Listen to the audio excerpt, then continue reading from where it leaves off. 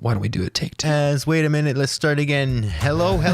Hi, this is Ron Vodry. This is Alex Nussbaum. This is Jason Fraser. This is Matt O'Brien. Hey, this is Ray Zwicker. All right, world. My name is Cal Post. Guys, this is Christina Walkinshaw. This is Eddie Delaseppe. This is Adrian Spencer. My name is Timo. And you're listening to the Dionne. You're listening to the Dionne Comedy Hour podcast. Who am I talking to? What am I doing? Julien Dionne Comedy Hour. You're listening to the... Comedy Hour. See, I took the word out comedy. Changes the meaning completely, doesn't it? Dazing. Not really, I'm overworking, but dazing. The holidays. Happy holidays. You're listening to the Julien Dionne Comedy Hour podcast. And aren't we all? Now broadcasting live and totally uncensored, from Lemon Press Studio in the beautiful Gatineau Hills.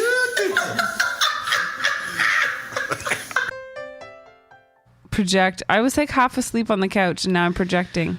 Hey everyone, this is Christian Potenza. This is K. Trevor Wilson. This is Jean Paul, a.k.a. the Island Hipster, hashtag hipster business. This is Steph Tola. Hey, this is Jake Goldsby. This is Sky Wallace. Hey everybody, this is Erica Sigurdsson, aka Ricky Siggs. Okay, hello. Hi. This is Howard Wagman. Hey, this is Peter Anthony, the PA system. This is Matt O'Brien. Some people like that's my rap name. This is Jen Grant and you're listening to the Julien Dionne Comedy Hour podcast.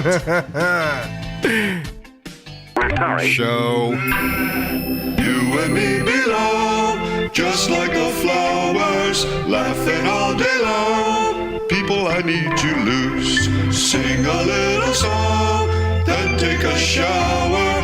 Julien Dionne. It's a show. It's not an hour. It's a show. It's okay.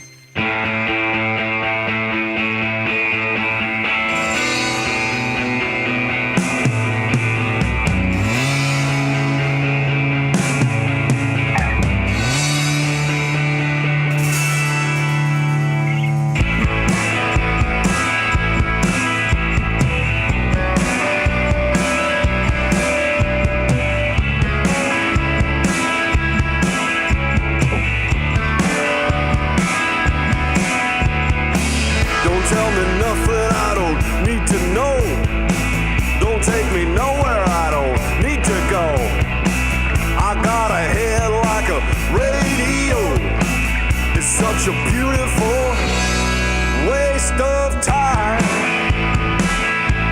A waste of time. A beautiful waste of time. A waste of time. I went to school, yeah, I learned a lot.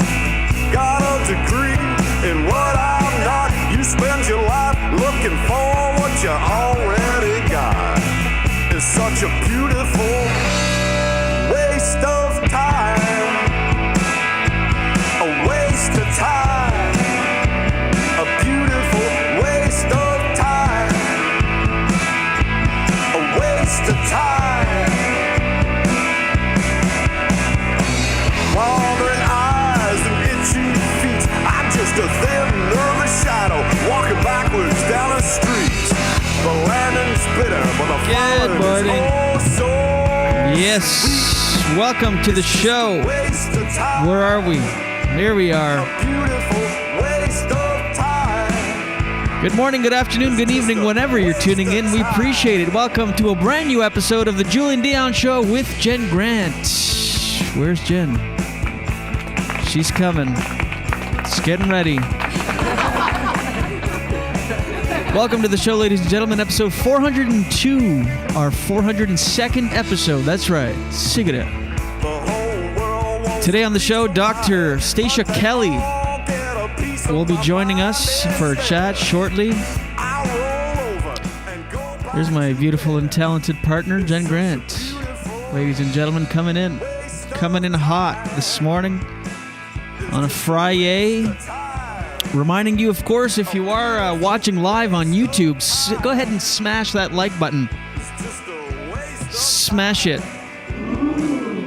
I said smash it. Oh, you can't hear because morning, Gen Z Poo. So sorry. No worries. You do you. You do you whenever you want. come on. There's no rush. Absolutely. Did you notice my positive vibes this morning? My positive disposition? It's throwing me off. I'm a changed person. I said last week. Of course, I'll have some off days or some off moments. One could argue I had one or two of these moments yesterday. Well, they could, but... How are you, Jenny G? Pretty good. Feeling good today? How are you, Julesy D? I'm good. Thank you so much for asking. I appreciate it. Sweaters on. Oh, showing your shoulder, just letting the Disheveled. letting the shoulder, not shoulder strap, but the sweater shoulder slide off. Mm-hmm. Very sensual. Very sensual. Yes, we have Dr. Stacia Kelly that will join us in about 20 minutes. Excited for that. I'm really excited to see her, talk to her, chat. Your mic is really low for some reason. It's going to be great. Could you do me a favor, my beautiful Jen, and eat the mic? Yep. Thank you so much. I appreciate you, and I appreciate your flexibility with mic distance. Okay. Congratulations to the Montreal Canadiens. This is, I wish when things like this happen, I wish I was into sports or part of it, part of the excitement. For the first time since '93, the Canadiens are headed to the Stanley Cup Finals. Cool. How many years is that?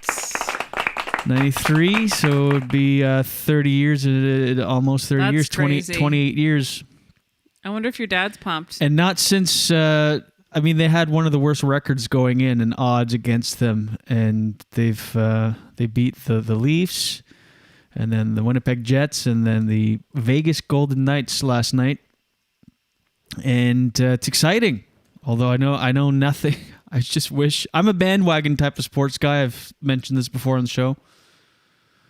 But I don't watch forever. I'm just inherently a Montreal Canadiens fan because of where I grew up and my dad and stuff. And do you think? And so now they're winning. I'm like, we're winning. I'm one of those people that say we are winning. I have nothing to do with it. Meanwhile, you're very it's like the opposite of unconditional love. You're only by their side when they're doing well. So do you have any idea if they have a chance to actually win?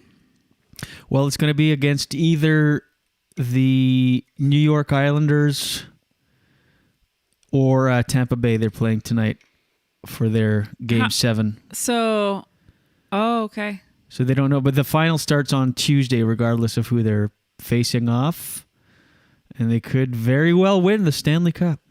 The Montreal Canadiens after so many years. And how many years has it been since they actually won? 93. They actually won it. Okay. Yeah. I remember those days. Those days I was an active Montreal Canadiens fan. I was a huge Patrick Roy fan and being a kid. But I've slowly drifted from sports, as you know. This is why you love me. Is it? I think so. No? No. No.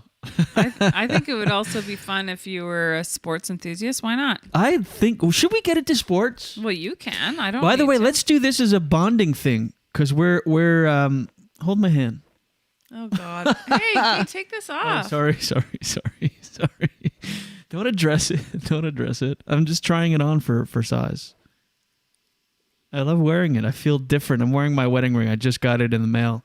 I'm just testing the size, making sure I'm going to go a full day with it, even though I went all weekend last weekend wearing it, but I love it. Anyway, you're right. There's probably some studies out there that says you probably shouldn't statistically. They've done studies, 60% of the time it works every time. But we should get into sports. We'd be a fun sports couple. We'll have our own teams and we'll have friendly wagers and watch the draft pick. Yeah, I can get on board. We're doing a new this is very on brand for us. We're doing a technology cleanse now. We're always cleansing or quitting something. Well, me especially. Oh yeah, don't drag me into this. Well, you're often on cleanses. How many cleanses have we done together? A lot. Paleo, this and that. Yeah, I like doing it. Yeah, me too. We just got the weirdest comment. Go from ahead. Someone. No, I'm not even reading it. And this person needs to probably be blocked. Oh, what is it? What is it? Ugh. Let me see. Oh yeah, it's just a spam. We got spammed. It's nothing. I thought it was like a personal attack or something. Personal attack. Anyway, we should be a sports couple. Oh no, we're doing a technology cleanse. That's what I was saying. So we're doing no phones for the first and last hour of the day. No technology in the bedroom other than. Oh, here we go. I was gonna say an alarm clock. Oh. And no technology, no phones in the bedroom, only an old-fashioned alarm clock that we have, which woke you up this morning. What was the song? Katy Perry. It was like, it's just not the right time for it. Like, if you're working out, fine, but... Yeah, because it went off at 4:30 and I snoozed, and I went in the shower and forgot that I snoozed, and then I could hear the music. I came in the room, we were all mad and discombobulated. Like, and it was like... you know when you have it in your head, but you couldn't actually sing it? Yeah. It's like a beach song. I kissed the girl and I like one of those, but not that. I think it's the only one I know. But anyway, so no technology in the bedroom, no phone for the first and last hour of the day, and TV only 2 hours a day max. So that's 2 1-hour episodes or 4 half-hour episodes if you're good at math. And what else do we have? Is that it? Oh, checking our phones just at specific times during the day instead of just always checking with every single notification that comes through. Every couple hours for 15 minutes, jump on the phone and check. I think that will drastically improve our lives. Yeah, I think so too. I think it was California Girls. California Girls. No. I know that's just the same song, but... Why did you do that? Now it's out of my head. Dun, dun, dun, dun. I thought, I can't do it. We can't play California Girls. Na, na, na, na, na, na, na, na. Oh, yeah, I know that song. Na, na. Oh, yeah. That's the one. Dun, dun, dun, dun, dun, dun, dun, dun. Something like that. I love it. Mm-hmm. I love it and I love you. Wow. Conan O'Brien left late night last night. He finished his final show. Sad. But he's going to do more stuff, right? He's going to do, I believe, a variety show for HBO Max. He had a funny quote. He said, Johnny Carson told me in 1993, whatever you do, as fast as possible, get to a streaming service. Best career advice of my life. Get it? Because there were no streaming services. Back in the day. Ooh. Whoa, boy. Drum roll for Conan. But yeah, last night was the last episode. He had Jack Black on. And of course, Jack Black always bringing his A game no matter what. He's funny, eh? Oh, so good. He's probably a fun guy to hang out with. Yeah. I've got some, I'm going to play some of it for you now. This is Jack Black on Conan's last show. But in all seriousness, Cones, Cones. The doctor did not say that I couldn't sing. He injured himself because they were planning this big bit, huge musical piece, and then he actually sprained his ankle the day before rehearsing. Mm-hmm. And so he sang a song. Oh, he actually heard it while rehearsing? Yeah, he came out with a cane. He's got a cane there on his lap. For anyone watching, you can see. I'll get us out of the way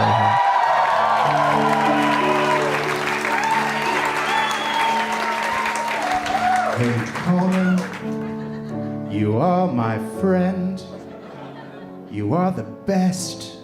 Uncomfortable shift. So is Andy. You rock.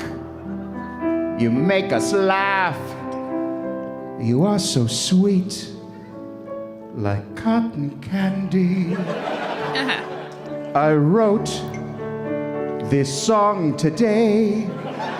That's why the lyrics are so shitty. But more, much more than this, he did it Con's way. He climbed the highest peak, and then he dove into the ocean.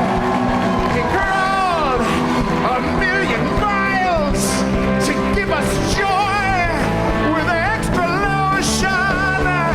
He's tall, he's really pale, he has red hair, like Howdy Doody.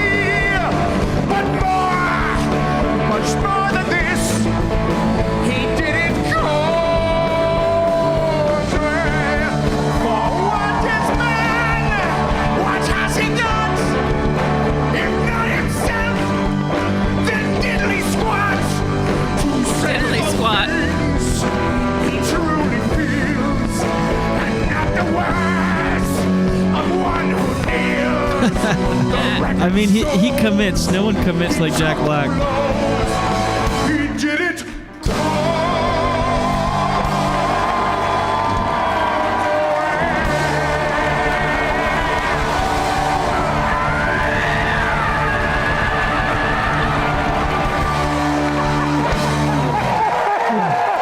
So that was that. You're not supposed to do that.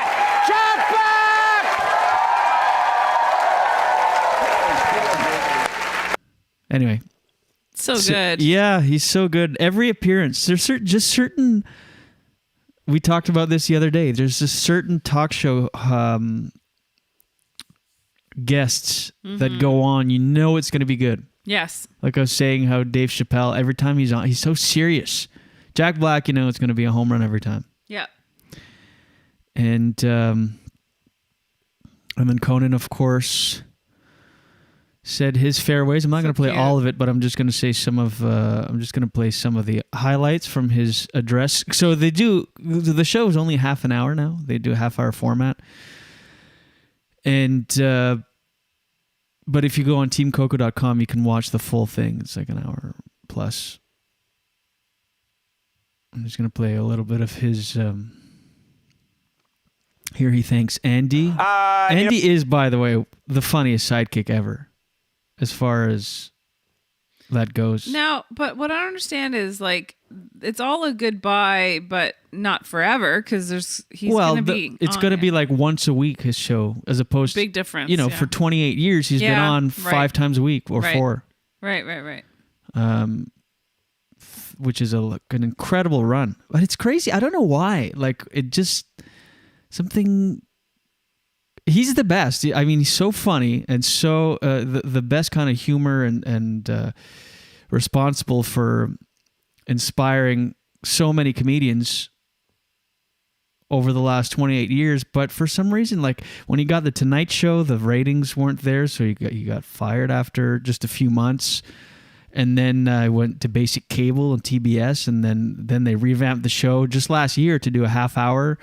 And then now, and they even had a podcast at one point. I feel like he's too smart or something. It's like he's too smart for the masses. But he has a huge follow. I mean, huge, but it's still kind of 28 years later, kind of a cult following. Because he's smart. He's very, very smart. I feel like that happens in stand-up in our world. Yeah. I feel like some of the very best like the most famous with the most mass appeal are not necessarily the best. Right.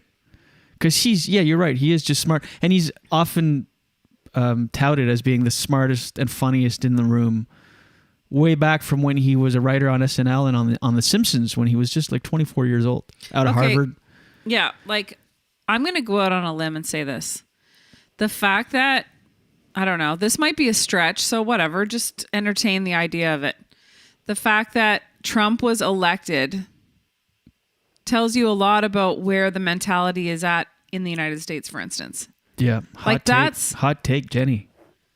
Is it? I don't know. I just feel like people, there's not as many smart people as you'd think. Boom. I said it. Boom. Look at that. Ooh, some people might be mad. I'm a You Trump fuck fan. off! I'm a Trump fan and I'm smart. Well, I'm sure there are, but yes. You know what I mean. Yeah, totally. Yeah. Political, to quote our friend Christine.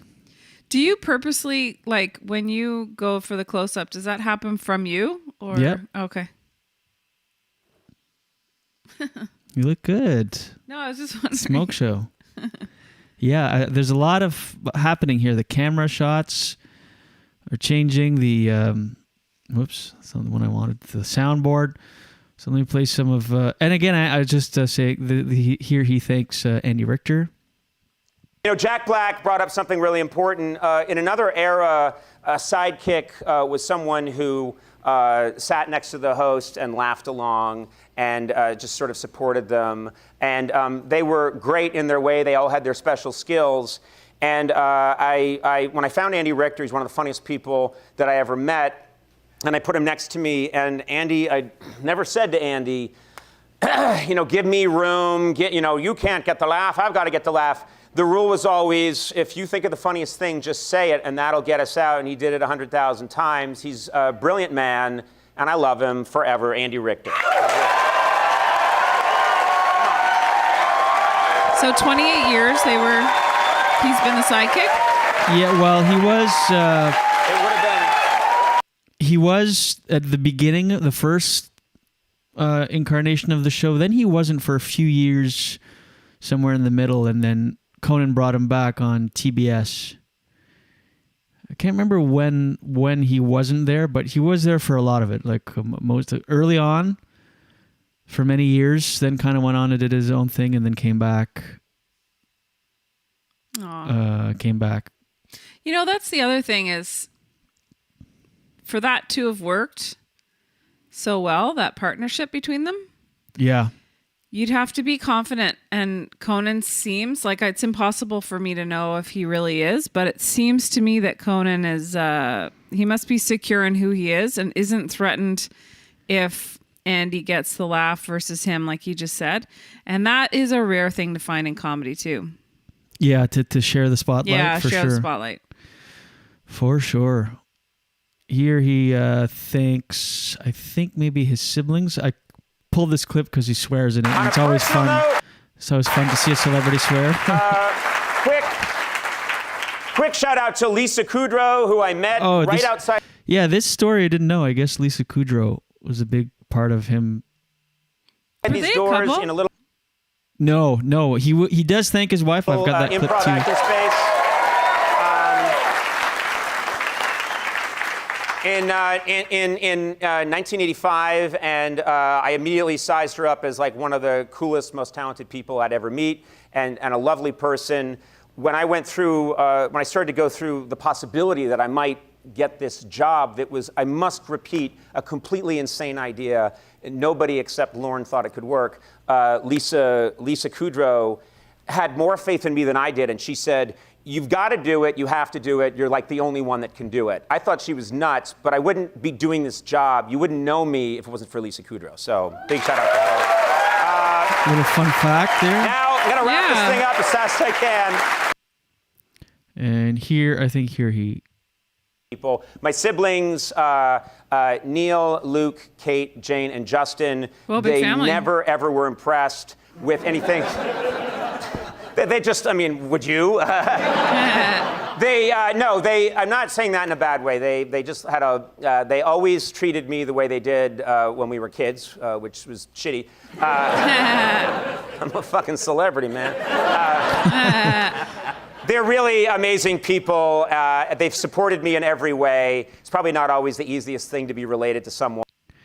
And finally, probably the biggest shout out I got to give is one of the most amazing things, or I'm going to say the most amazing thing that happened to me on this show over the 28 years of the various shows, of the various 9, was shooting a remote, and I saw this woman on the remote who was an advertising executive. Immediately fell in love with her. You can You can see me kind of fall in love with her on camera. It was the best decision I ever made in my life, including late night. I mean, she is the best decision. She's my beautiful, super smart, much smarter than me wife, Liza. So thank you, Liza.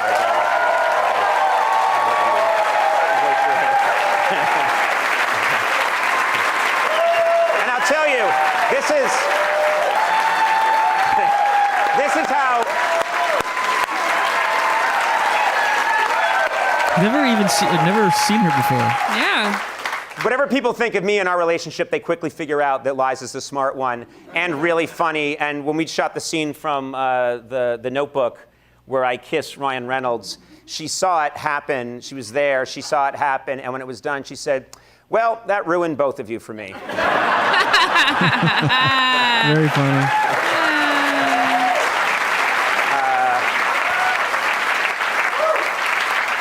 And because of Liza and because she's so smart and such an amazing mom, I have two incredible children. I know everyone thinks their children are incredible, but I've seen some of your children and they suck.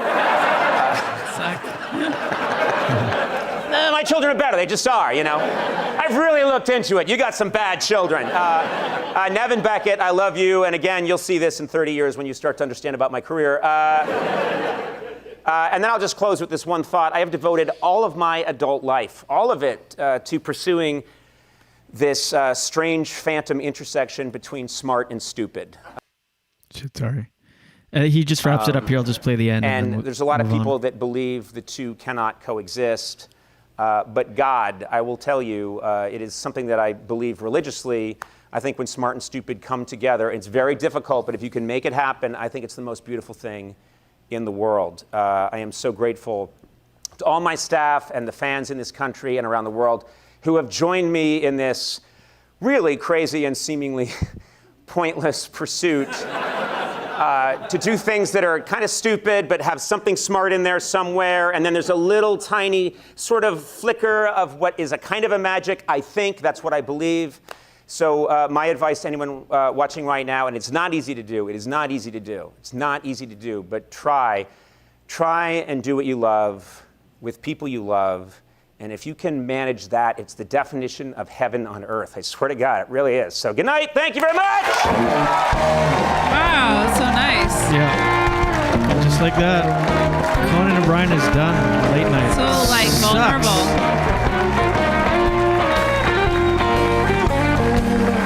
I bet you he's going to enjoy his time off, though. Yeah, he's going to have lots of free time. He's been talking about it. So the last 10, 15 shows, obviously that's all he talked about, and had like the guests that he's wanted to have on, and Bill Hader, Martin Short. Oh, so many great episodes. And so if you go on teamcoco.com, you can certainly check it out. Mm-hmm. So there it is. That's the Conan O'Brien wrap up. I just wanted to address today. Love it.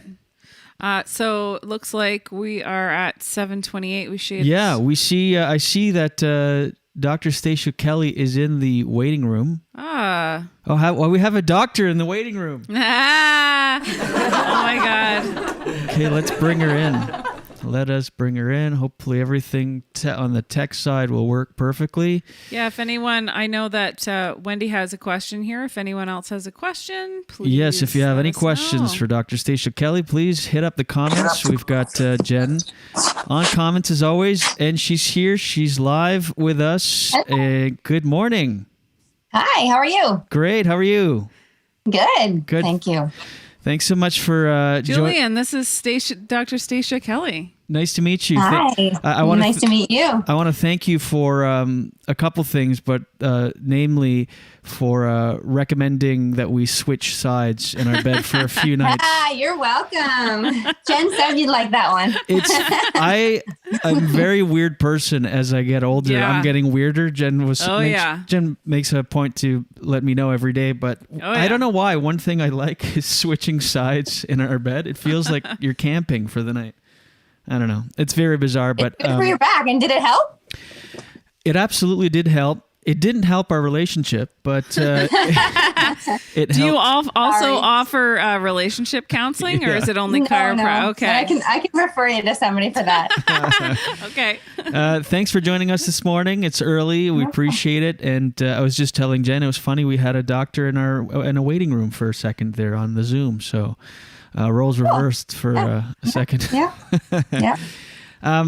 Yeah. So it's interesting to have you on. Jen speaks very highly of you and what you do, and I'm very foreign to chiropractic things. I've never gone. Actually. Well, there's been many times where he's got a sore back or a pinched nerve or something, and I said you should go and see Dr. Kelly. You've got to see Stacia. She's great, and he's, I don't know, I can tell this is apprehension. So it made me want to talk to you because I feel like people don't get how awesome chiropractic is and how helpful it is. And I would love for you to share with us why people, like what your opinion is. Okay, first of all, I want to start with this. What's the layman's version description of what a chiropractor is? Like, just so that people can access what it is. Yeah. So we do so many different things. And I think a lot of people think we just crack bones. That's not true. Yeah, we do that. It's not called cracking bones. It's called manipulation. But we do a lot of other things. So, a lot of people aren't even comfortable with the idea of a manipulation for whatever reason, which is totally fine. We would only work within your comfort zone. So chiropractors work with the musculoskeletal system. So anything involving joints, muscles, ligaments, tendons, anything in that sort of realm we treat. So we also just don't treat backs and necks, which a lot of people think. I see people just for ankle sprains, tennis elbow, TMJ, a lot of jaw stuff, a lot of, runner's knee, things that don't even have to do with the spine. Now, oftentimes there's an element of spinal, there's something going on in the spine as well. But I mean, there's so many different things that we do that people are sort of unaware of. And yeah, we do a lot of education, fitness consulting, nutrition consulting, exercises, tons of different stuff. So how many years of education? It's 8. So wow. At least 8. So you have to have a 4-year undergrad. I think actually you can get accepted after 3 years.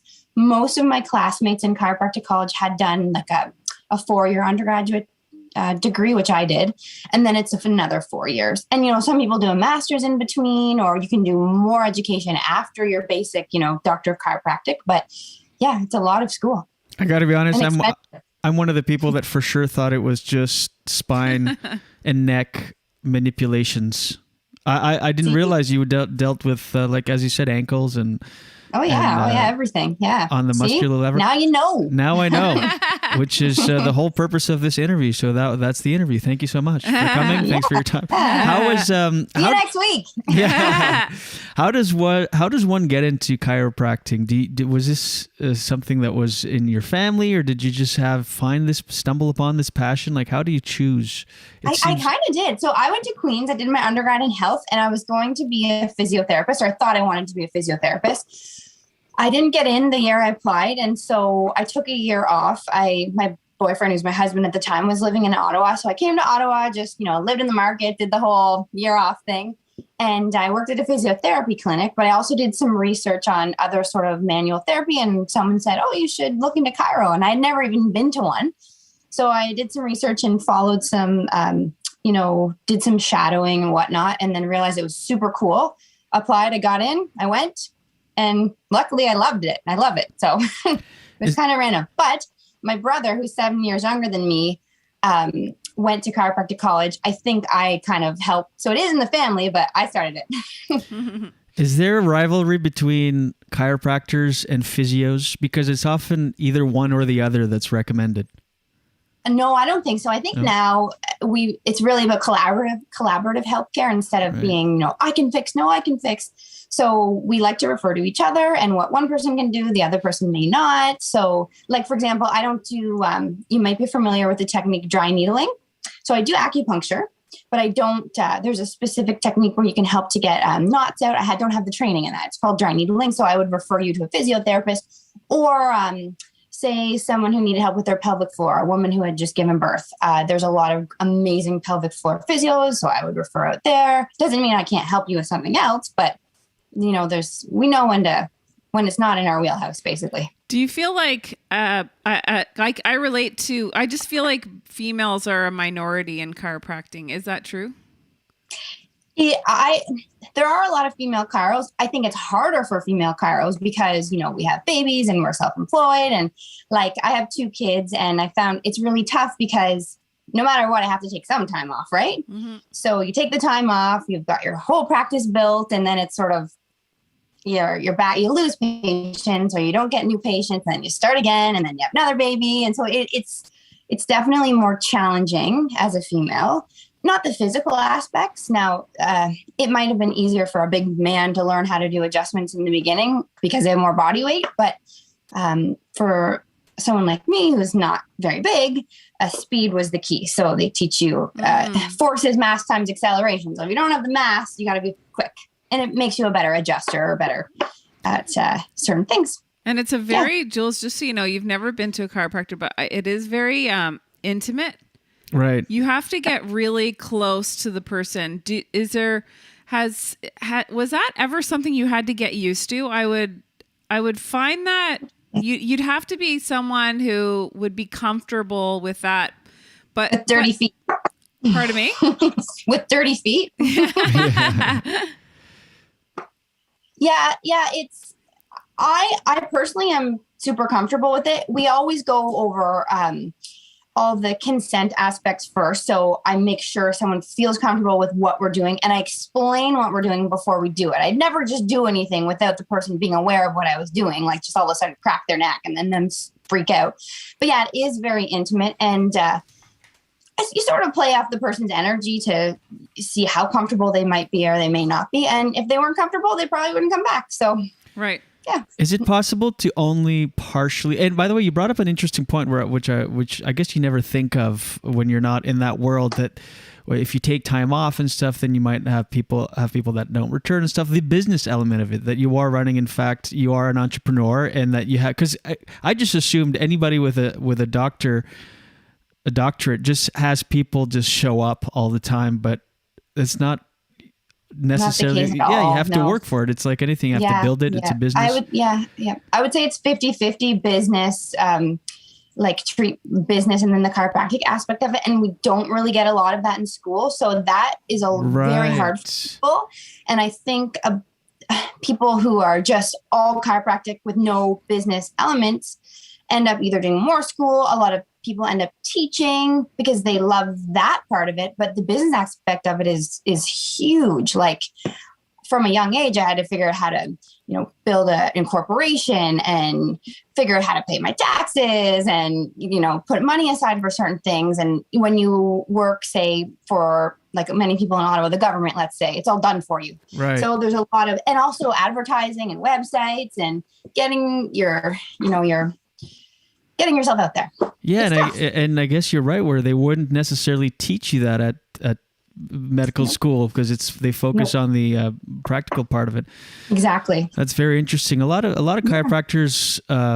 I say that a lot. I don't know that, but I know some that have branched off and had careers like parallel with in the fitness world after, either with sports teams or open up some gyms. So it's very closely related to. But I wanted to ask you, when you were talking about you go with people's comfort level as far as any sort of procedures, adjustments. Is it possible, now this could be a misconception, is it possible to only partially, like let's say you're manipulating a neck, right? And you have the person relax, and we've seen the videos online where you quick jerk of the neck and this loud crack. Is it possible to just have the person freeze up and just like partially crack it or hurt someone or injure them? Because that's the way I feel when I think of myself at going to a chiropractor. I think there's a responsibility on me to be as relaxed as possible as to do my part so I don't get injured. Can I actually contribute to getting injured with my nerves? An adjustment should never hurt. And so, yes, it is, I say, first of all, you never tell anybody to relax, because if anyone tells me to relax, what I'm going to do is say, Right. what did you say? Right. So I never tell anyone to relax. So there's some techniques we can do to get the person's muscles to not engage, is I think what you're trying to say. So, like fall asleep into my hand, or just pretend you're just like lying in bed. However, if you were uncomfortable with a neck adjustment, I probably wouldn't do it, because it would be hard for you to relax, even though you think you are. And if I set up to do an adjustment and I felt that you were contracting, I wouldn't do it, because you're right. If the muscles are contracted over the joint, it wouldn't go, and it would just hurt, and it's not supposed to hurt. So and it might one day work. Day you might not feel comfortable with it, so I don't do it the next day, but then I do it again the next day. It's sort of go day to day and injury to injury, and just see how you're feeling. But yeah, and some people, I will never touch their neck or never do anything to their neck because they don't feel comfortable with it. And if you don't feel comfortable with it, it will hurt and it won't work. It seems so satisfying. I've seen the videos. It seems like, because we've all had that feeling where your neck is just, and you just want to kind of do it yourself. Is it possible to kill or paralyze someone when doing an adjustment? This is my okay, good, because this is legit something that would go in my head. Because you see movies where they go up behind a person and the person drops and they're just gone forever, and it's the same motion when you're lying on that table getting an adjustment. So again, these are just like misconceptions and stuff that totally like weird things that I think of, and so if I think of them, I'm sure other people have as well. Yeah, I have a question from one of our loyal watchers and listeners. Sure. Wendy says, what is the best stretch for relief of a crick in your neck when you slept wrong? Oh, we're going to do a little demo here. I like it. So oftentimes, cricks in your neck can be caused from sleeping on your stomach most commonly. So you shouldn't sleep on your stomach. It's not good for your neck. You're basically like cragging your neck for the 8 hours you're sleeping. And also when you're sleeping on your stomach, it flattens out all the normal curves in your whole back. So we don't want that either. So you want a little bit of support. So if you can try to sleep on your side of your stomach that's the first thing you can do. But if your neck's sore in the morning, you can stretch out your traps and then the back aspect of your neck by just holding for 30 seconds, hold, do the other side, and then reach your hand slightly back and bring it forward and hold for 30 seconds. Another really, really good stretch, and it doesn't seem like it's for your neck, but it is, would be just stretching your pecs in a doorway. So reach your hand out, get a really good stretch through here, because oftentimes, because we sit at a computer and we're all rounded forward texting, our chest muscles are so tight and they pull our neck forward. That's what makes our neck tight. So it's not actually the tight neck, it's that we're rounded forward and tightened through here. So that's a really good one you can do. But yeah, just being aware of how you're falling asleep. And once you fall asleep, it's out of your control, but try your best to sleep on your back and your side and you'll probably feel better. Yeah, I remember one time you adjusted me like on my chest, and I couldn't believe how like sore I was on my chest, even though, because sometimes when one thing hurts, it's connected to an issue that you don't even realize hurts as much. It's crazy. For sure. Like right now, Julien, I'm sorry to say it, but your posture isn't that great. Right. Yeah. I know. He's always working on his posture. I've been wearing. Awesome. I know you're bending forward. let me get your opinion on. Tell him what he should do. Maybe I don't know. Yeah, like for posture, like I'm always obsessed with posture, and I ordered these. You see on Facebook advertised all the time, those posture straps. Oh, great! Yeah. They like pull your shoulders back essentially, and the idea is that you wear them for 2 weeks, and then your posture memory is set for good. And I've been wearing them for a year and a half, and I feel. Do you think it's better, Jen, or do you think it's all? Maybe a bit. Like, how do you improve your posture? Because I guess my question is, memory alone doesn't work. Because I'll think about it, I go out, and I stand up straight, and 20 seconds later, I'm back down. So, are there exercises or stretches you can do to strengthen certain muscles in the back to help with posture? That's a big one for me. The apparatus that you bought is good for that. You're trying to strengthen the muscles between your back to pull your shoulders back, and you may just be someone who has to constantly remind yourself. It's not automatic. and it may never be for you. So like setting a timer on your alarm every half an hour just to say posture check, or just get up, stand up, sit back down, and you'll probably reset yourself. But it's not natural for a lot of people. So, and it's work. If your muscles are weak back there, it hurts a little bit, right? Yeah, because it does. it's like the gym, you know, you haven't gone in a long time, you're going to be really sore the next day. So when you're engaging all that musculature, it can cause a bit of pain, but it shouldn't hurt. It's just like having gone to the gym after a little bit, but that will go away if you work on that. So do you feel like you got a little bit stronger since you wore that for a year and a half? I actually do feel a difference. I feel, because sometimes I'll force myself to crouch to where I was before, and that seems like effort now more than standing up straight. But it took many months, a lot more than 2 weeks. That's for sure. But say however old you are, it took that many years to get bad. It's going to take more than 2 months to get perfectly fixed, right? I like your attitude. That's a good attitude. You mentioned. Oh, go ahead, Jen. Well, Yeah, Mark T has a question. So, are chiropractors medical doctors? Is it a specialization? Chiropractors are not medical doctors. They're doctor of a chiropractor. So it's not medical school. It's the same amount of hours as medical school and a lot of similar classes, but no, we're not MDs, we're DCs. Did you ever consider being a medical doctor? Was that ever a consideration? I did. And then I thought, I wasn't sure about the shifts and the lifestyle. To me, I knew I wanted to have a family. And I think, the night shifts and the long afternoons, the long nights kind of discouraged me from that.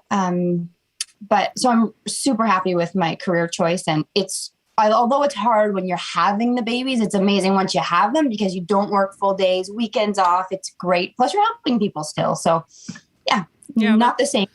And soft or hard mattress is another question. Depends on the person. Okay. Most people do well with a medium firm mattress. Like I said, when you're sleeping on your stomach, all your natural curves flatten out. So the soft mattress feels super comfortable and great to snuggle up in, but it does flatten all your curves. And then you tend not to move very much in the night when it's a soft mattress. So a bit firmer of a mattress causes you to move your body a little bit. So when you wake up in the morning, you haven't been in the same position all night and are super sore. So I say medium firm most often.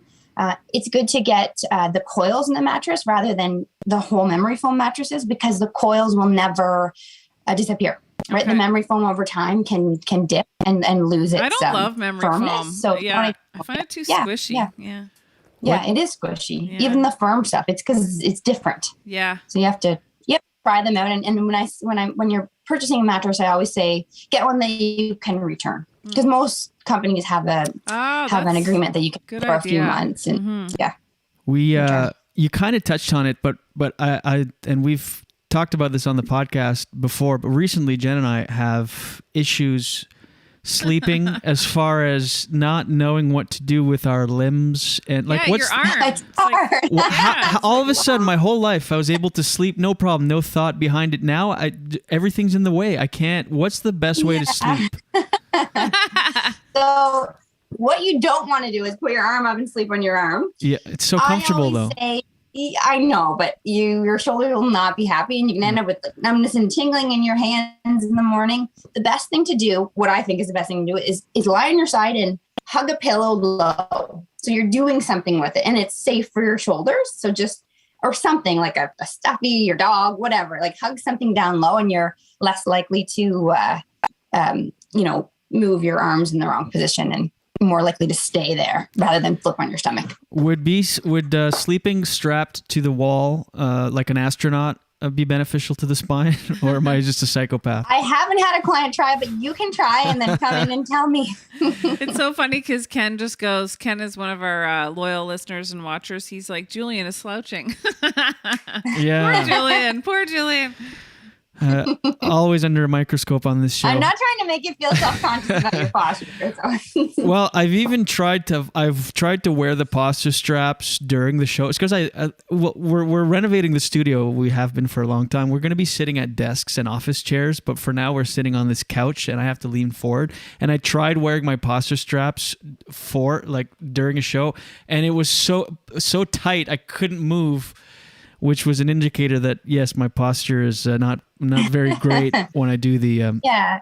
So, Stacia, I'm a minority in my field as a female stand-up comic. That's really unusual. So, I have a really girl power. I have a really hard time after shows when I try to be patient when people are like, "You were very funny for a woman."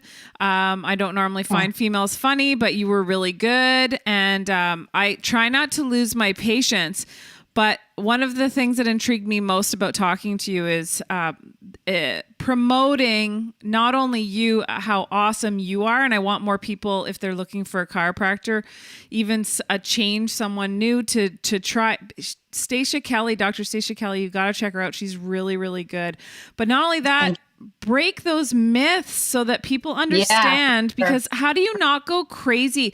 Very smart people that I really respect and love in my life have these misconceptions of chiropractors, and it would make me crazy because you went to school for 8 years and work your ass off, and people still go, "Oh, chiropractors will mess up your health. They will ruin your back."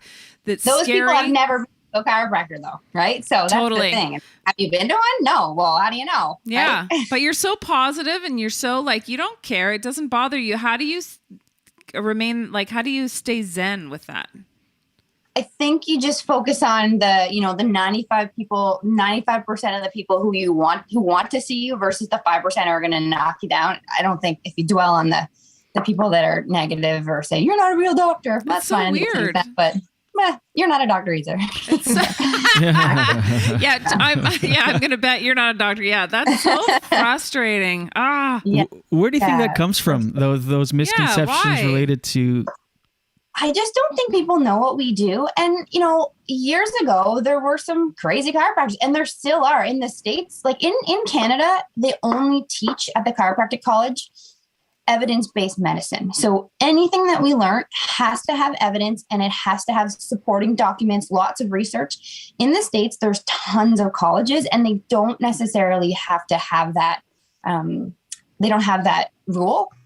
So there's a lot of different techniques. And I think just what the media sees and what YouTube sees is the crazy of the crazies, right? And they're in every profession, but that's not everybody, and that shouldn't label everyone. Most chiropractors are awesome and very smart and very educated and will tailor their program or the treatment to what you need. Right. Yeah. And I might be great for somebody, but I might not be great for the other person. It's just like your hairdresser or your dentist or whoever. You have to find the person that's right for you. Yeah. Well, you've got it all. You've got I always feel better after. You're so nice and positive. So you have a positive experience when you see Stacia. She's just, you feel good leaving. You're just lovely. My mom goes to you and she loves you. My sister goes to you and she loves you. My mom, last time she saw you, she's like, geez, Stacia's gorgeous. Isn't she gorgeous? And I'm like, yes, she is. She's good at all.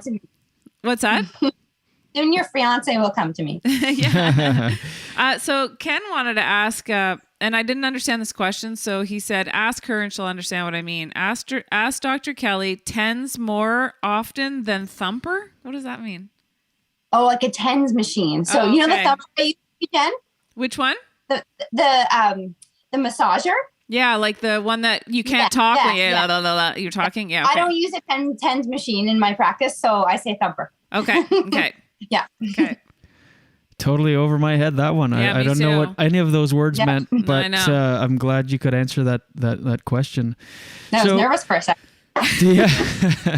Do you think so? Can what are the common things that chiropractic can help with? Like if I pull let's say I lift something in the backyard here and just twinge something in my back, because that's the extent of personally my back pain is if I'll two things. I'll twinge my back somehow and then I can't move for a couple days, my lower back, or I take ice showers in the morning, and often when I go from hot to ice cold, the back of my neck on the left hand side, just like in my trap kind of, I get that twinge. Is that something that you can help me with? Yeah, for sure. If that keeps happening, maybe don't do such a harsh transition, but if it feels good other ways, go for it. But most often, yeah, I would say the most common thing I treat would be low back pain. That's actually the number one reason people go to MDs as well. It's low back pain. And is it with stretches? Wow. Is it with stretches that you do it, or is it an adjustment or a manipulation? I would do, so I always do lots of soft tissue work. So try to, get all the knots out of the musculature first. And then if I feel you need an adjustment, I would do it afterwards. But it's important to get all the tissues around the joint relaxed first. Otherwise, yeah, you'd get a great adjustment, but it wouldn't stay if the muscles were just angry around it. So again, it's not just about moving the bones. It's about making sure all the other tissues around it are happy. So low back pain for sure. Headaches are a big one. Lots of people come in with headache. Yeah. And what do you offer for that? Same thing, like a lot of musculature in through the neck and the base of the skull can get really tight and cause headaches. So, make sure we're getting the most movement out of your neck and relieving the tissues, and just education on how to sit and what stretches to do and how not to sleep. All these things together can create headaches. People in Ottawa, lots of people in Ottawa, as you know, work for the government, right? So a lot of at-home workers sitting at computers from desks at home with rounded shoulders. So I get a lot of like upper shoulder pain just from postural stuff, but we can also assess workstations. So I always ask my clients to take a photo of their workstation, bring it in, and I can make suggestions on how to improve their workstation so that their posture is better. You mentioned the jaw earlier. Are there any exercise? Because a lot of tension is kept in the jaw. Oh yeah. And most people clench at night and they don't know it. So is there anything you recommend doing for that? Are there any stretches? My favorite one is, so this muscle in here is called your masseter, and it's usually quite tight, especially if you're a clencher. So I like to take my fists and use the knuckle of my fist and go toward your ear and then back down toward your chin. And you'll feel it's... Oh, shoot. Shit. I don't know if that's on our end or not. Right? Yeah. Oh, sorry. I don't hear anything. Yeah, sorry, we lost you for a half a second there. Oh my gosh, It feels really good. I know, right? It's quite tight, I bet. Yeah. Through there. Yeah. Yeah. Oh, and yeah. Not during COVID because of it's. I do a lot of internal work, but it's frowned upon during COVID, of course, because you're inside somebody's mouth. I mean, I can still wear gloves and a mask and whatnot, but tend to not do it as much during COVID. But there's lots of muscles on the inside that I would release for you. Oh yeah, in right in the mouth. Yeah, inside the yeah. I saw that. I saw a clip online. I don't know if it was on a show or something. I saw a clip online of gum massages. You go to these places.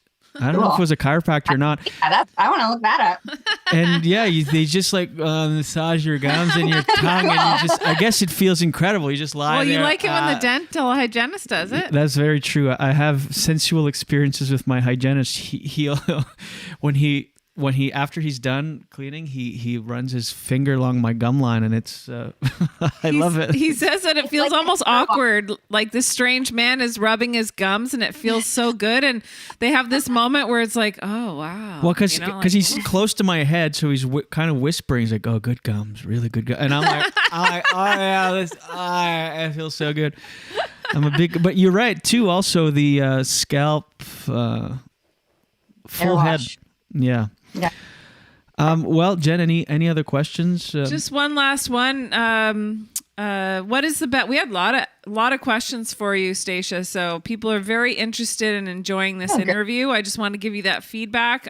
Mark T says, "What is the best exercise to keep the lower back in good shape and avoid lower back pain?" And I want to just add something to this question, that there are things that we could do every day to kind of keep ourselves like proactive, getting proactive, but it, you forget. That's the nature of us, right? It's like you injure yourself, then you pay attention to it, but you don't pay attention when you feel good. I try to remember that. Exactly. Had a bad flu. I'm like, yeah. So the most important thing to prevent low back pain is nothing to do with your back. It's to do with your core. If you can keep your core engaged all the time and your stomach muscles engaged when you're sitting, when you're walking, it's going to protect your spine. If you're not engaging your core muscles, the spine has to do all the work. All the Okay. spinal muscles have to do all the work. If you Okay. can turn off some of the spinal muscles by letting the core help out, then when you do, go to lift something in the garden that's heavy, or, you do these little tweaks, you've got enough energy in those back muscles to help you out and protect you. But if you're only always contracting your back muscles, you're more prone to injury when you're in trouble, right? Okay. So core. And it's just like a brace of the core. So if someone's going to punch you in the stomach, you sort of do Okay. contract your core, and it's going to pull your pelvis forward a little bit and protect your back. Would planking help too? Like just to keep. I just wrote that down. Planking. Oh yeah, because planking you really feel like you're strengthening Sure, that muscle. Yeah. And you want to make sure you're tipping your pelvis under so that you're keeping a neutral spine. But if you're feeling it in your core and not your low back, you're doing it right. Okay. Oh, that's good advice. Yeah, because especially the longer you go, if you do a couple sets of planks, For by sure. the third, Your fourth back set, goes- your Yeah. form is bad towards the end. Yeah. That's great. Well, this has been great. Yeah, we really appreciate you stopping by. I know it's 8:00, so you're about to start your day, and you're very busy. So we Oh, appreciate. good. My kids get up at 5:15, so this is not actually that early. Oh wow! Oh, that's great. Well, don't forget, everyone watching right now and listening to our podcast, this is Dr. Stacia Kelly. She is in downtown Ottawa, off of Bank Street. Her office is close to that Staples near Bank and Gladstone area. Yep. So keep her in mind. Don't forget, she is, I highly recommend her, best chiropractor I've been to. Overall experience, just lovely human. So check her out. And thanks so much for taking the time to talk to us welcome. today. Thanks for having me. And Thanks so much. See you soon. Have a great weekend. Have a See you good later. one. Take care. Bye. There she goes, Dr. Stacia Kelly. That was great. Good recommendation, Jenny. Isn't she awesome? Yeah, that was fun, informative interview. It's always good to have someone like that on, because then you can ask all the questions that you've ever had. Yeah. But then I hit a point where I go, she should be charging me for this. I know. So I'm like, what exercises do you recommend for your jaw and your lower back? And what can I do for my posture? And then I'm like, oh, she's fully giving me a free consultation right now. Well, that's why. But let me ask you this. Do you feel more comfortable going now? Yeah, I would go. I was not necessarily ever like super uncomfortable going. I just never... I know that you've recommended it a few times, and I'm like, nah, I'm good. But I would, because for me, she answered that question. It was that can I fuck it up on my end as far as being too stiff or something? Like before talking with her, I thought for sure I could do a lot more to hurt myself. But it seems like if I just go there and relax, I'm in good hands. Well, I feel like it's like anything. Until you actually meet someone and see how smart they are and how composed they are and how grounded and how they're like this great human, then you're like, oh, well, now I've put like this face and brain. Like you can tell she's very smart, very informative. Yeah.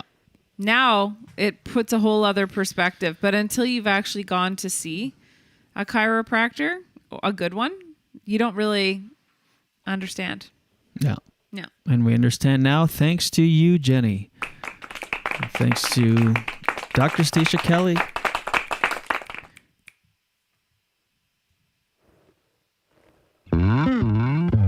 Daily dose, get the news from coast to coast. Daily dose, all your news from coast to All coast. the news and headlines from Jen Grant. Here's your daily dose for Friday, June 25th. What? I just remembered I had both my espresso shots already. I like saving one for after the show, because Well, usually do you around wanna- Daily Dose, I'm like, okay. Do you want to have maybe a 3 for Friday? I can't have 3 for Friday. That's a slippery slope. Then I'll be having 5, 6. That's what makes it a Friday. 1, no? 2, 3. Yeah, I like your attitude. I don't know. You and Stacia Kelly both have good, positive attitudes. Thank Can you. Can I? I'm so sorry. What? Yeah, go ahead. Real quick. Yeah, Stacia Kelly's great. Here's kind of an interesting story. I went to a chiropractor who was a new chiropractor to me, and to be honest, I never gelled. Have you ever been to a doctor, therapist, someone who I'm sure they're very good with other people, but there's just this like personality conflict? Like I don't, not personality conflict. I just didn't connect. You know what I mean? So with this new chiropractor that I was checking out, who incidentally had great reviews online and everything. So nothing against this person, not going to say who it is, but I sort of happened upon Stacia as a chiropractor and then felt that I gelled more with her. So then I ended up going with her. Did you know that story, right? Yeah. I won't go into details, but It's maybe funny. another The details time. are funny, but yeah. The details are really funny, and maybe another time, not so close to this interview. Okay. But yeah. We should Anyways, write that because that's a funny story. That's a really weird, funny story. Anyways, so here's Daily Dose for Friday, June 25th. 1.4 kilograms of fentanyl was discovered by the Ottawa police here in Ottawa. It's the biggest drug bust ever in Ottawa's history. His name is Drug bust. Sounds like addictive boobs. Oof, no, wah, wah, wah, for sure. Sick drug bust. I'm addicted to. Yeah, you're right. Oof. The person they apprehended is 23 years old. That sucks for his life. What? I don't even understand how people get into that, but his name is Amir Badaldri. So good timing. We just started watching Breaking Bad again last night, and your first story is about meth. Isn't it great? Oh, was it meth? Fentanyl. Oh, fentanyl. Whoops. Same category, I guess. Whoops. Is it? Yeah, I guess. Derek Chauvin is facing 40 years in prison for the murder of George Floyd. Today he's getting sentenced, and it's under the category, I guess he's got 3 charges, but he's being sentenced today for unintentional death. Whatever. His lawyer is asking for probation and time served. That's a bit under. Well, he was found guilty on all 3 charges. I know. Third-degree murder, involuntary. But the sentencing, though, the sentencing is today. Right. And he's asking for sentencing for probation and time served. Hmm. So does that mean like just probation and the time he's served so far? I think so, yeah. That's insane. As if. Yeah. The next story was going to be about the Habs game and how the Montreal Canadiens are going to the Stanley Cup.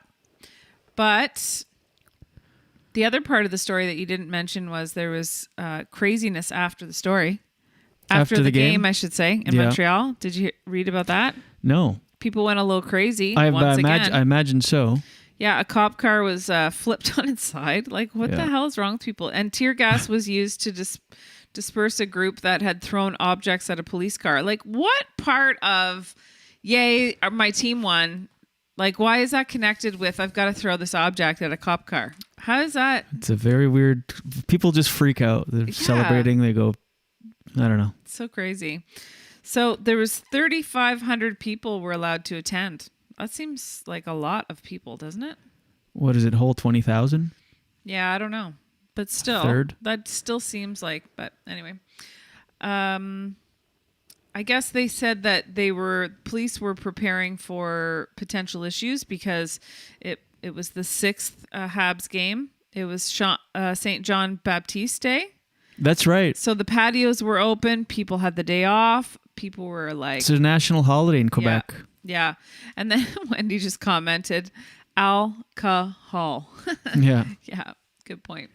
So, on Fridays I listen Monday to Friday to CFRA in the morning for just some news highlights. And I've actually gotten used to it being part of my routine now, and I like it.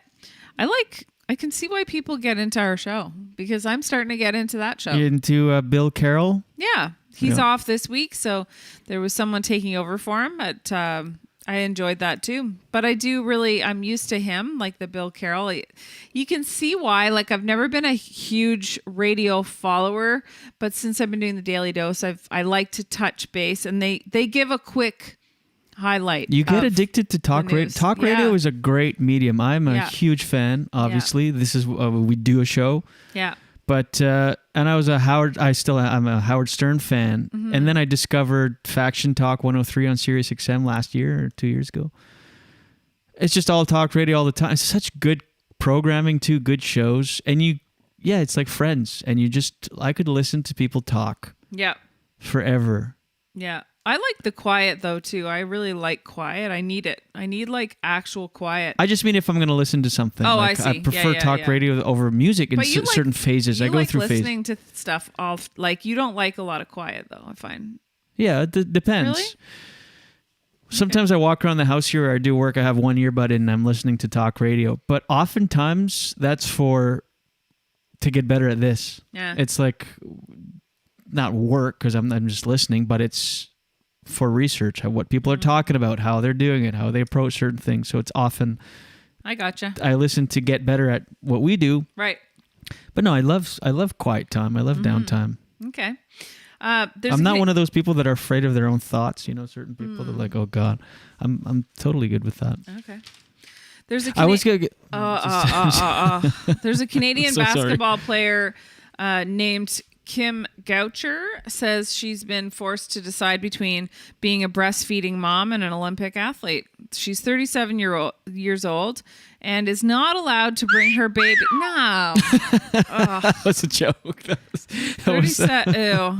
I saw your hand wander over and I knew you were going to do that. And I was like, if I keep talking, maybe I can stop him. It's just, why so heavy? Why so angry about it? The 37-year-old. It's a Hunter Collins joke. Funny comedian. Hold on, sorry. Can I just jump in? Yes. Because often you want me to talk, then I talk. You're like, I'm rushing through. Like, let's not.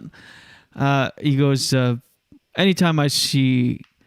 He goes, the breastfeeding debate in public is disgusting. Anytime I see a woman breastfeed in public, part of me finds it gross, but all of me finds it hot. Oh my God.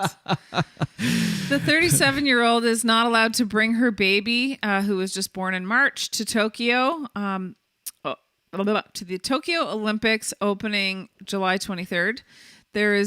She quotes, there's no family, no friends, and no exceptions. Right. She pointed out that this is hypocritical because the international media sponsors can travel to Tokyo and some Japanese spectators are allowed there, but her infant That's child ridiculous. is not. That's stupid. Canadian Olympic Committee, it's kind of like what Stacia Kelly just said. You know, I think people don't understand as women are, more and more gaining equal rights and entering workforce. I mean, I know that's been happening for a while, but it's growing all the time. That if you're not the one in the couple to carry the child and to give birth, and then it's not, things need to change within the structure of the workforce. Canadian Olympic Committee has appealed to Tokyo's organizing committee. People have told her to, this is some advice that she's been told. Why don't you just pump like mad? She has to be away for 28 days. And what's her sport? So basketball. She says, this is her quote, "I don't have enough milk in me to train as a high-level athlete, get my butt back in shape, and feed her currently, all while stocking up on a 28-day supply." Plus, she has to be away from her child, too. She doesn't even mention the fact that, it's not the same feeding a baby with a bottle all the time. Like, what's the harm of just having her baby with her? Yeah. And then she can feed the baby, nurse the baby, which is very different too. They've been forced to have to look into shipping milk and everything, and that's this big ordeal. Like, just let her take her infant child. You can't tell me that it's really that many athletes have, make an exception for that one thing. It's bullshit. You were waving around that notebook, and it's making the white balance go yellow. Oh, no way. Crystal clear white color. Yeah. Mm-hmm. Wow. Here's some good news in the U.S. Sounds like it's not good news the way I'm going to say it, but it is good news. It shows that the vaccine is working. They're in the month of May in the U.S., there was 18,000 deaths related to COVID, which sounds awful, but only 150 of those deaths were vaccinated. That's very low. I have it in my head that if you're vaccinated, you're not going to die. Like 150 people died with fully vaccinated. That's it's the same. You feel invincible. You're not fully. I know. So because it's 90%, so there's 10% chance you get it. You could still die. Right. It's crazy. 853,000 hospitalizations in the U.S. in May, and only 1,200 of those were vaccinated. That's really low. So that's still a high number of vaccinated people that end up in the hospital with COVID. But the goal of the vaccine was to reduce hospitalizations and deaths. Right. And this has done it. But people forget. Even more than they thought. Yeah. So it's really, really good. So it's becoming the disease of the unvaccinated. So don't forget that if you're on the fence. Ontario is moving into step 2 of reopening, which is very exciting because Ontario has been really behind in a lot of the country and in the world. And so now we're going to be able to get haircuts. Indoor gatherings have increased. So now you can have 5 people inside. That's going to start on Wednesday. And now we can have 25 people outdoors, which is a big change. Outdoor performances and team sports, water parks, all that kind of thing are going to be improved. Shopping malls can reopen with restrictions. And, I brought up the CFRA thing earlier because I wanted to talk about the movie recommendations that often fall flat. But the Fast and Furious 9 is that's a recommendation of yours? No, it's not a recommendation. I'm just telling you what's coming out. That's one thing I should point out is that he doesn't always recommend these movies. He just talks about what's new for the week. So you're recommending his recommendations? Well, you know how movies come out on Fridays? Yeah. Usually? Yeah. So the Fast and Furious 9 is in theaters and in drive-ins. And he says that's awesome. He says it's not bad, but it's it goes along with the Fast and Furious. If you like that, then you're gonna like this. Another movie that came out is called Wolfgang. It's on Disney Plus if you're interested, and it focuses on it's a documentary, very slickly produced documentary of Wolfgang Puck, who they tout as the first celebrity chef. The reviewer, Richard Krause, that's on CFRA, he says that that might be up for dispute because of who is it? Julia Child maybe was one of the first. But he said it's a lot of pandering to this Wolfgang Puck. But he says there's a part of the documentary that's interesting where he talks about Wolfgang Puck talks about being a child and how he had a hard childhood and was always trying to please his father. And that, I agree, that's the kind of stuff that they probably should have focused on. That's what's interesting. Like, why does someone become so big? It's usually because they're trying to prove something in their life, right? There's another Liam Neeson movie. This guy has a lot of movies. It's called The Ice Road. Yes! It's shot in northern Canada, awesome. And it focuses on how a mine collapses and they have to bring certain equipment to save people in ice road trucks. So that's the whole process. They focus on that. He has a lot of. Didn't we see one in the theaters last summer? Peak COVID. It sucked. Yeah, he's got a lot of movies. Yeah, he does. Sometimes I'm too much man for my own damn self. So that's your daily dose for today. Okay, Jen Grant, ladies and gentlemen. Daily dose, get the news from coast to coast. Daily dose, daily dose, all your news from coast to coast. All the news and headlines from Jen Grant. Here's your daily dose. Here's some comments before we do our song.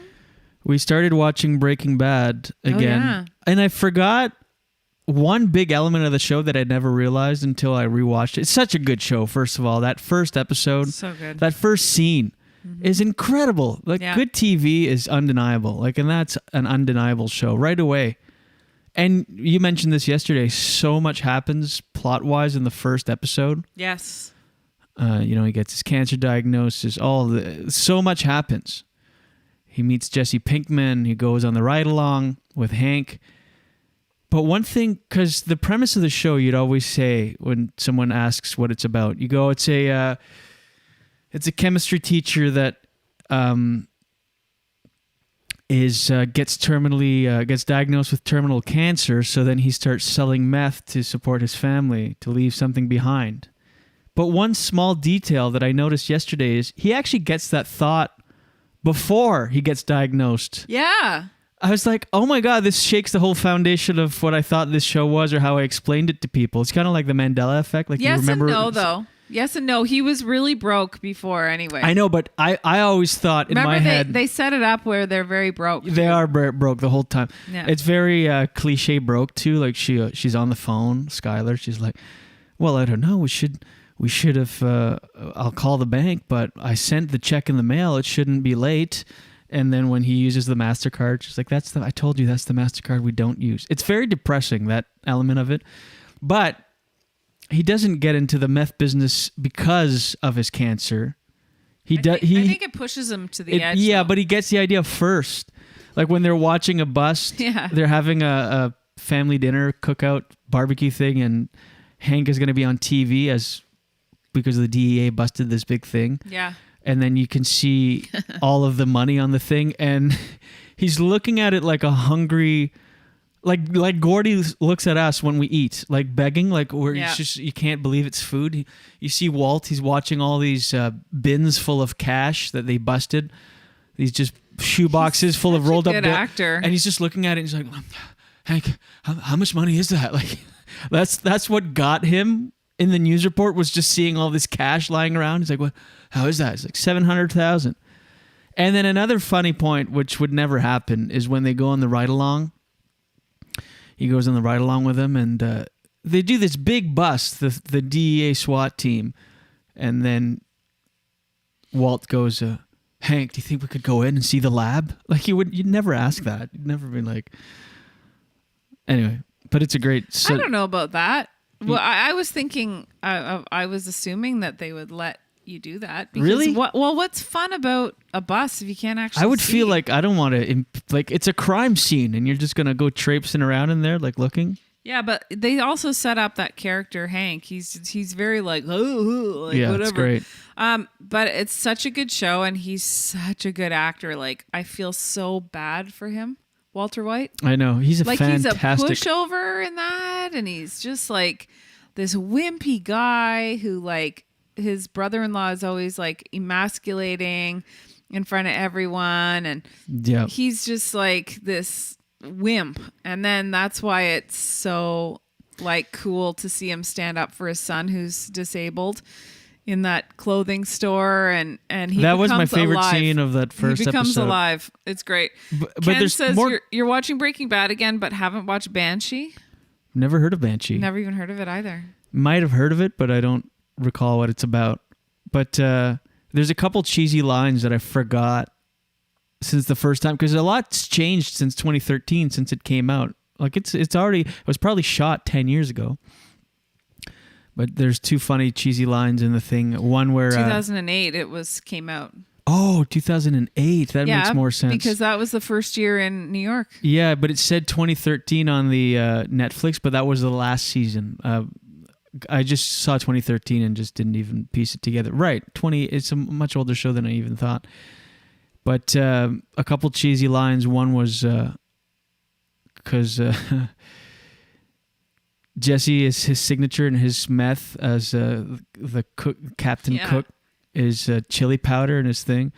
And he's like, no more, Walt tells him, no more chili powder. And he goes, you know the line?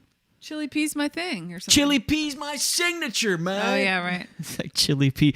And another line that was so cheesy was when the bullies are making fun of his kid at that clothing store, and he leaves at the back, comes through the front, and he like, I don't know how he did it, but somehow takes him down by just kicking him in the shin and stomping on his leg. And then he goes... Old man strength. Yeah, old man strength. And he goes, what's the matter? You having trouble walking, Chief?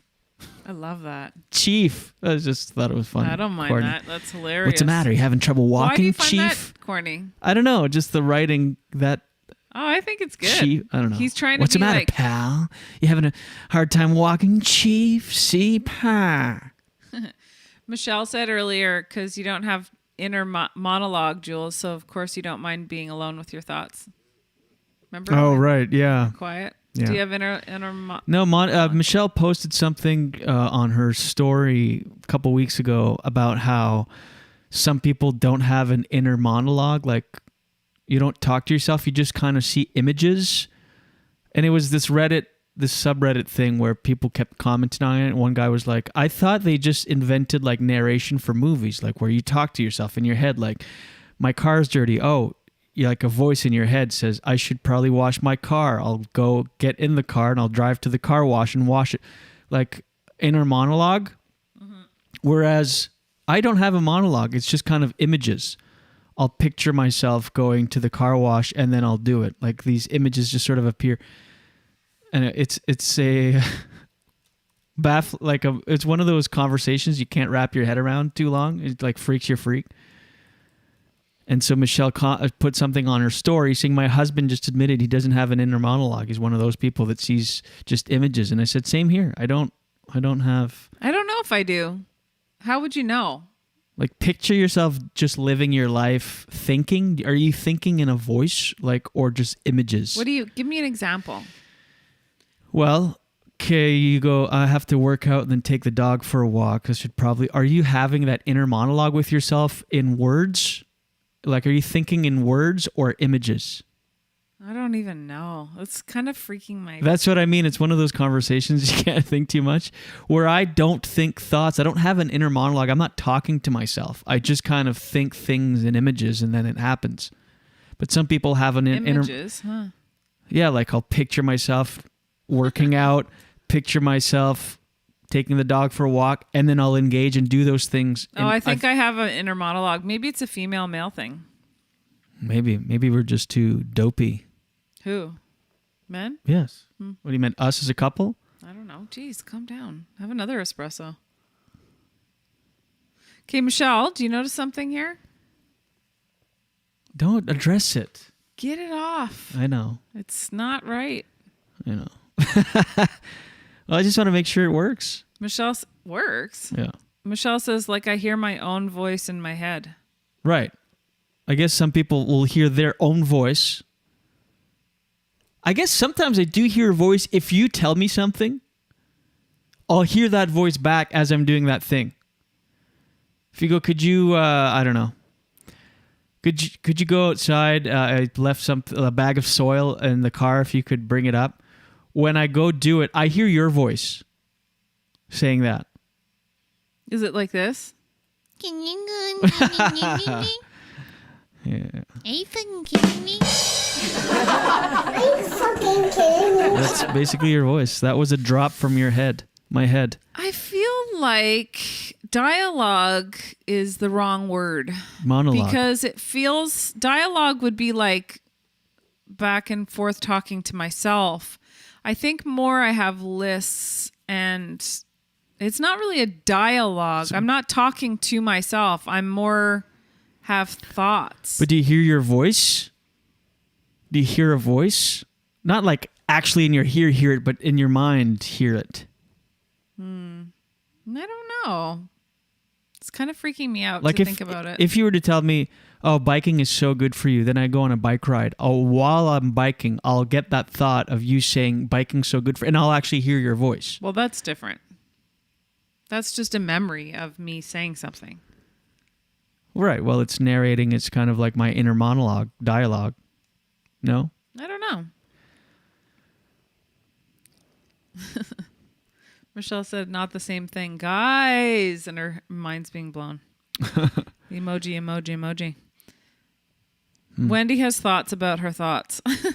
Whoa. We can really spiral. Like, it's a good thing we're not on mushrooms or dropping acid right now. All right.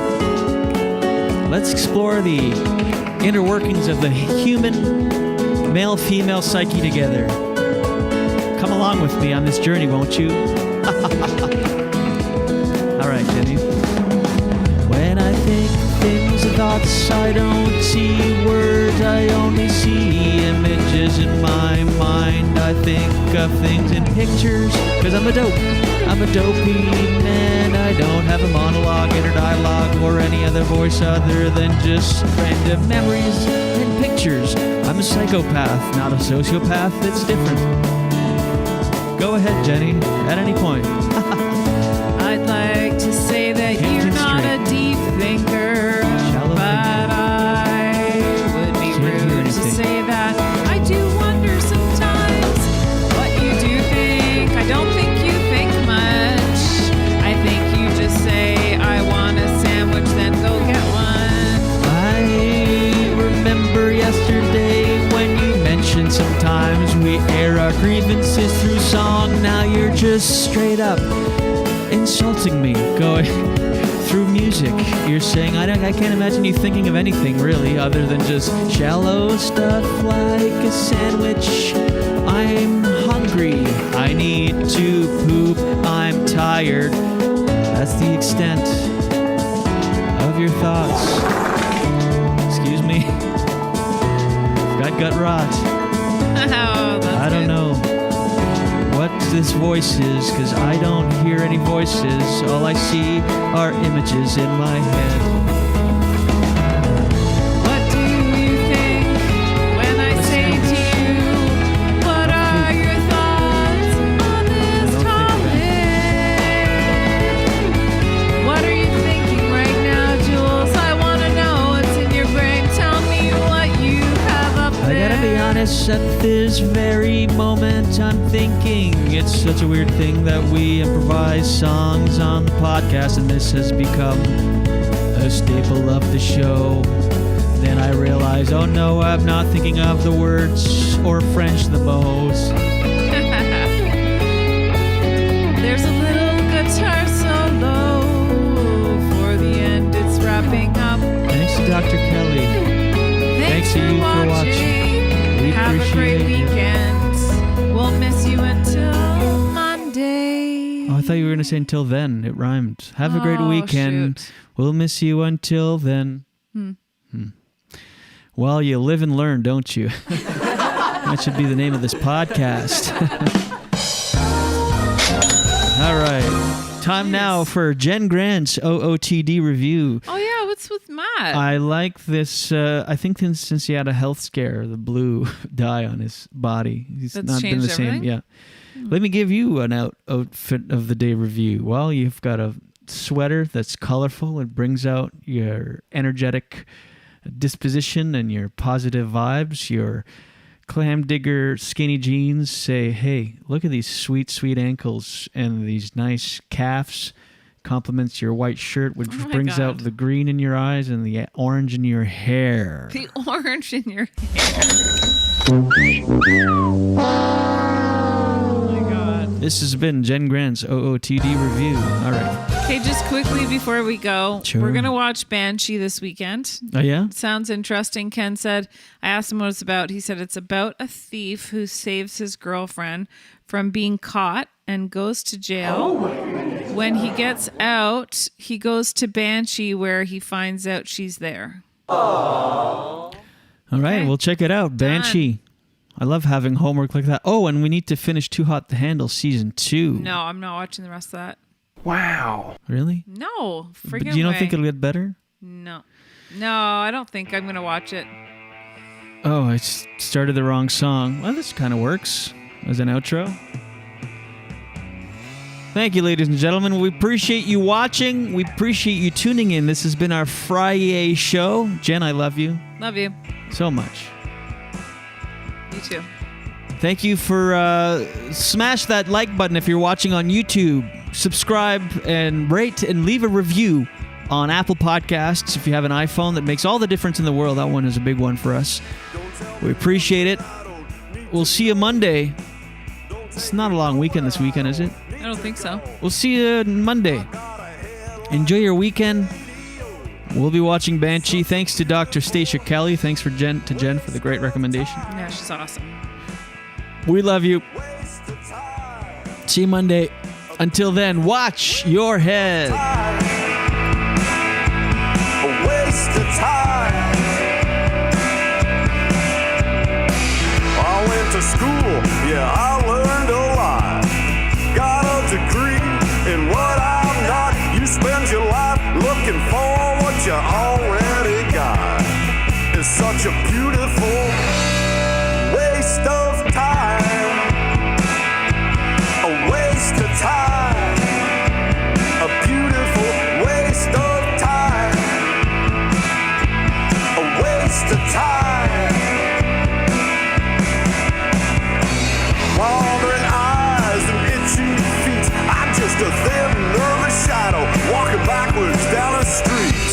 The landing's bitter, but the falling is oh so sweet. It's just a waste of time. A beautiful waste of time. It's just a waste of time.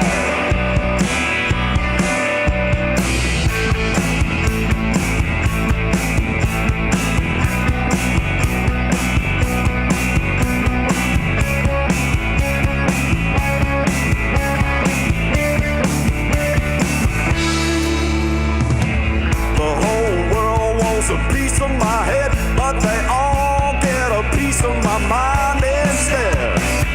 I roll over and go back to bed. It's such a beautiful waste of time. It's just a waste of time.